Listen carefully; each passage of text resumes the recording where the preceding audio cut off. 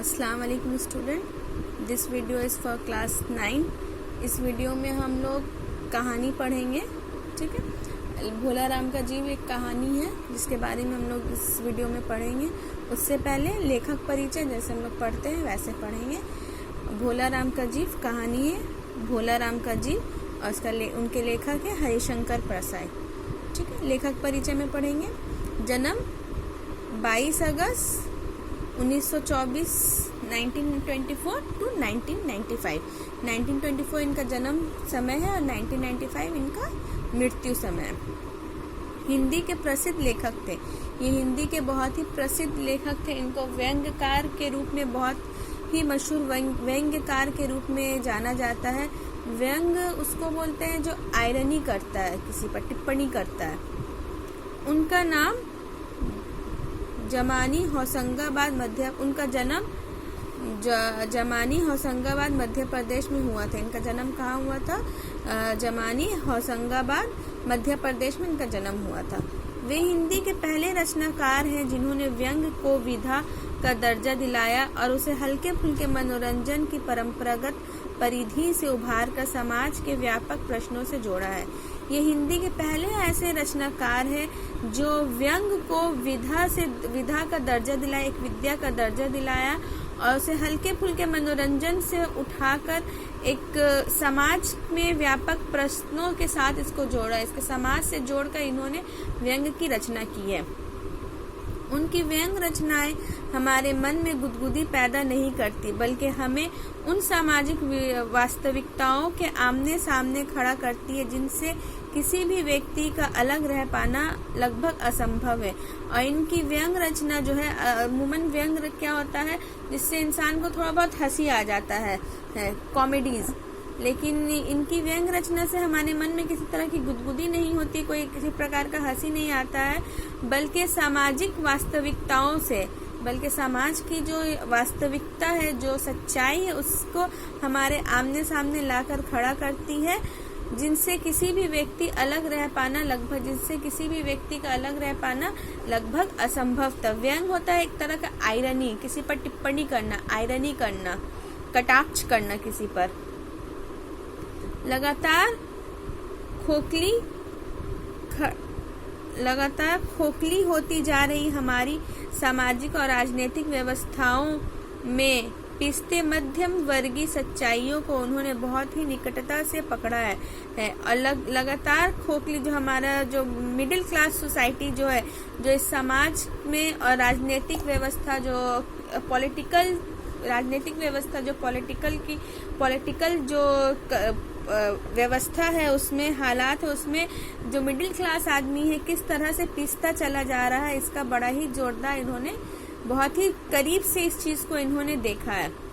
सामाजिक पाखंड और रूढ़िवादी जीवन मूल्यों की खिल्ली उड़ाते हुए उन्होंने सदैव विवेक और विज्ञान समझ-दृष्टि का सकारात्मक रूप से प्रस्तुत किया है। उनकी भाषा शैली में खास किस्म का अपनापा है, जिससे पाठक ये महसूस करता है कि लेखक उसके सामने ही बैठा है। और इनकी भाषा ही बहुत ही एक खास किस्म का अपनापन, इनकी भाषा जिससे पढ़ने वाला ये महसूस करता है कि लेखक उनके सामने ही बैठा हुआ है। 18 वर्ष की उम्र में जंगल विभाग में नौकरी, जब ये 18 वर्ष के थे तब इनको जंगल विभाग में नौकरी मिली थी। ये इस लाइन को आप लोग अंडरलाइन कीजिएगा, ठीक है। खंडवा में 6 महीने अध्यापक, खंडवा में वो 6 महीने अध्यापक का भी काम किए हैं।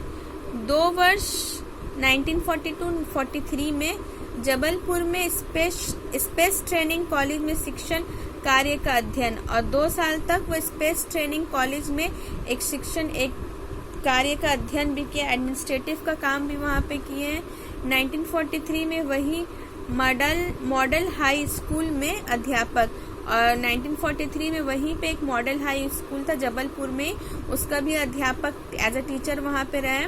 1952 में ये सरकारी नौकरी छोड़ी और 1952 में उन्होंने ये सरकारी नौकरी जो है छोड़ दी थी। 1953 से 57 तक प्राइवेट स्कूलों में नौकरी और 1953 से 57 तक इन्होंने बहुत सारे प्राइवेट स्कूलों में भी काम किया। मतलब किसी भी एक चीज़ पर ये टिके नहीं रहे, अलग अलग जगह से इन्होंने काम किया और अलग अलग तरह का अनुभव जो है, एक्सपीरियंस जो है गेन किया। 1957 में नौकरी छोड़कर स्वतंत्र लेखन की शुरुआत। 1957 में वो सारी नौकरी छोड़कर लिखना शुरू किए, स्वतंत्र होकर, आज़ाद होकर, सरकारी नौकरी से आज़ाद होकर वो एक इंडिपेंडेंटली लिखना शुरू किए। जबलपुर से वसुधा नाम की साहित्यिक मासिक निकाली। नई दुनिया में सुनो भाई साधु, नई कहानियों में पांचवा कलम और उलझी तथा कल्पना में और अंत में इत्यादि। और जबलपुर से इन्होंने वसुधा नामक जो एक साप्ताहिक मासिक निकाली, साहित्यिक मासिक निकाली। और जबलपुर से वसुधा एक नाम का साहित्यिक मासिक निकाला। साहित्यिक मतलब जो मासिक मतलब जो महीने में एक बार ही निकलता है, ऐसा एक मैगजीन निकाला जिसमें साहित्य के बारे में लिखा गया हो। फिर नई दुनिया में सुनो भाई साधु, नई दुनिया में सुनो भाई साधु, नई कहानियों में पांचवा कलम और उलझी तथा कल्पना में और अंत में इत्यादि। ये सब इनकी अलग अलग तरह की साप्ताहिक, अलग अलग नामों से साप्ताहिक मासिक निकालते थे ये, जिसमें महीना में जो एक बार ही पब्लिश्ड होता था। कहानियाँ, उपन्यास एवं निबंध लेखन के बावजूद मुख्यतः व्यंग्यकार के रूप में विख्यात। कहानी भी लिखे हैं, उपन्यास भी लिखे हैं, निबंध भी लिखे हैं, लेकिन फिर भी ये एक व्यंग्यकार के रूप में फेमस हुए। कहानीकार के रूप में नहीं, उपन्यासकार के रूप में नहीं, निबंधकार के रूप में नहीं, बल्कि एक व्यंग्यकार के रूप में ये बहुत ही ज़्यादा इनको बहुत ज़्यादा फेमस हुए। क्यों? क्योंकि एक ऐसा व्यंग्य करते थे, ऐसा टिप्पणी करते थे जो पाठकों के मन में, पढ़ने वाले के मन में डायरेक्ट चोट करता था और ऐसा लगता था कि ये हमारे आसपास की ही कहानियों से, आसपास के जीवन से ही लिया गया है। हाँ, कॉमन, एक मध्य वर्ग, एक नॉर्मल आदमी का, एक मिडिल क्लास सोसाइटी में जिस तरह की परेशानियां होती हैं, उसी तरह की परेशानियों को इन्होंने बहुत ही करीब से देखा और अपनी कहानी में व्यंग्य के जरिए व्यक्त किया है। मुख्य रचना इनकी क्या क्या है? कहानी संग्रह में हंसते हैं, रोते हैं, जैसे उनके दिन फिरे, ठीक है, ये इनकी कहानी है। उपन्यास में रानी नागफणी की कहानी, तट की खोज, ज्वाला और जल। संस्मरण में तिरछी रेखाएं।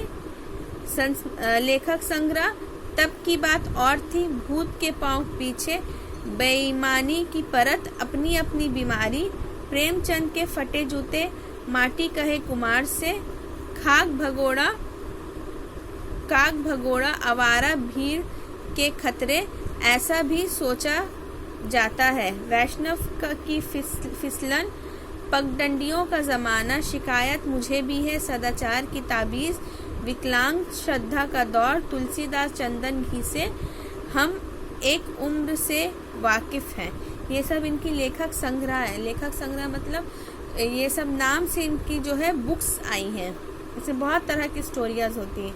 विकलांग श्रद्धा का दौर के लिए साहित्य अकेडमी पुरस्कार से सम्मानित किया गया है। इनको ये अंडरलाइन कीजिएगा आप लोग, ठीक है।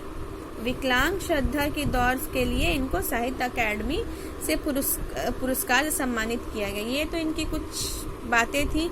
इनका जन्म कैसे, कहाँ हुआ, कब हुआ और कब इन्होंने क्या क्या कार्य किया, आप लोग गाइड बुक में देखिएगा और ज़्यादा डिटेल्स में इनका दिया हुआ है, तो वहाँ से आप लोग थोड़ा डिटेल्स पढ़िएगा इसका, ठीक है। तो इस वीडियो में हम सिर्फ लेखक परिचय ही बता रहे हैं आप लोगों को, ठीक है। लेखक परिचय के बारे में बता रहे हैं, तो इसको आप लोग बुक से अपना पढ़िएगा और गाइड बुक से भी पढ़िएगा, वहाँ से भी कुछ इन्फॉर्मेशन आप लोग इससे ले सकते हैं, ठीक है। नेक्स्ट वीडियो में हम लोग स्टोरी पढ़ेंगे। इस स्टोरी में क्या, इन शॉर्ट ये स्टोरी बता दे रहे हैं हम। ये स्टोरी में क्या है कि एक आदमी मर जाता है और उसकी आत्मा जो है वो भटकती रहती है। जो आदमी मरता है उसका नाम भोला राम है, ठीक है। उसकी आत्मा जो है भटकती रहती है और उसकी आत्मा कहाँ जाके छुपती है, कैसे छुपती है, हम लोग स्टोरी जब पढ़ेंगे तब बताएंगे, ठीक है। तो इस वीडियो में इतना ही, नेक्स्ट वीडियो में आगे पढ़ेंगे। अल्लाह हाफिज़।